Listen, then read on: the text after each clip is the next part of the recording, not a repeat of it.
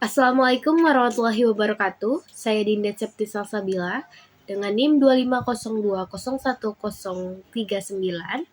Saya akan mempresentasikan video singkat tentang perekonomian Indonesia setelah merdeka, kebijakan fiskal dan moneter, inflasi, deflasi, dan hutang yang berhubungan dengan perekonomian Indonesia. Yang pertama adalah perekonomian Indonesia. Perekonomian Indonesia adalah kegiatan produksi, distribusi, dan konsumsi masyarakat Indonesia untuk melangsungkan kehidupan. Indonesia memiliki sumber daya alam yang sangat beragam, misalnya minyak, batu bara, gas, kelapa sawit, dan hasil lautan. Contoh di Indonesia mengekspor minyak sawit dan batu bara ke berbagai negara untuk mendapatkan pendapatan negara.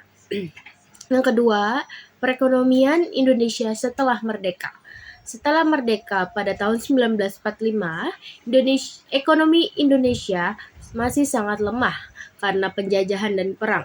Pemerintah mengalami kesulitan keuangan dan terjadinya inflasi tinggi. Contoh saat itu beredar banyak mata uang asing sehingga harga barang tidak stabil. Pemerintah kemudian membentuk Bank Sentral dan melakukan pembangunan ekonomi secara bertahap. Yang ketiga ada sistem-sistem perekonomian. Sistem ini ada 4 sistem. Yang pertama, sistem ekonomi tradisional. Ini dilakukan secara sederhana dan turun-menurun. Contohnya itu sistem barter. Sistem yang kedua, sistem ekonomi liberal. Kegiatan ekonomi dikuasai swasta dan pasar bebas. Contoh perusahaan bebas bersaing menentukan harga seperti di Amerika Serikat. Yang ketiga, sistem ekonomi komando adalah semua diatur oleh pemerintah. Contohnya ada di Korea Utara. Yang terakhir, sistem ekonomi campuran, gabungan pemerintah dan swasta. Contoh di Indonesia ini menggunakan sistem ini. Oke. Yang keempat, kebijakan fiskal. Kebijakan fiskal adalah kebijakan pemerintah dalam mengatur pajak dan pengeluaran negara. Contohnya adalah pemerintah menurunkan pajak untuk membangun UMKM berkembang.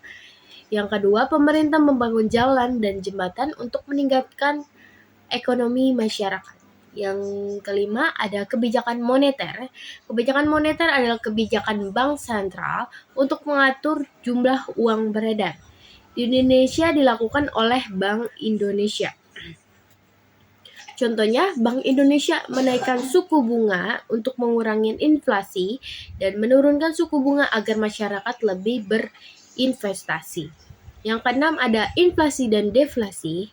Inflasi adalah kenaikan harga secara terus-menerus. Contohnya adalah minyak yang saat ini sangat tinggi harganya sehingga menurunkan konsumsi masyarakat.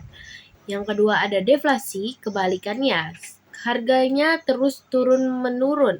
Harganya terus turun seperti hasil pertanian yang banyak itu mengurangi belanja masyarakat. Yang terakhir, hutang dan perekonomian Indonesia. Hutang negara digunakan untuk membangun dan kebutuhan negara. Hutang digunakan sebagai jalan tol, sekolah, dan rumah sakit.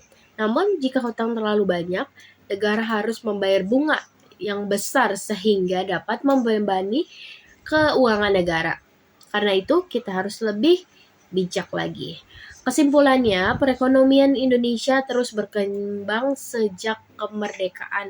Pemerintah menggunakan sistem fiskal, kebijakan fiskal, dan moneter untuk menjaga kestabilan ekonomi. Selain itu, inflasi, deflasi, dan hutang negara sangat mempengaruhi kondisi perekonomian Indonesia. Sekian, terima kasih. Wassalamualaikum warahmatullahi wabarakatuh.